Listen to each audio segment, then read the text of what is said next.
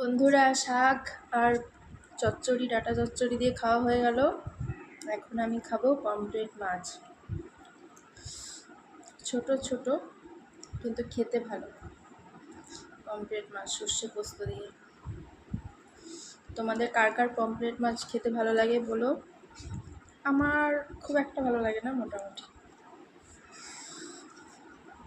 অতটাও প্রিয় না, তাও খেয়ে নিই।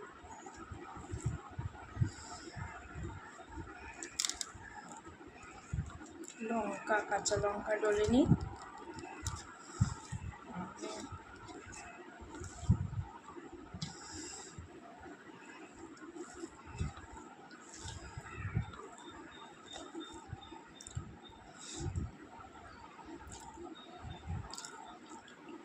হেভি হয়েছে ঝোলটা।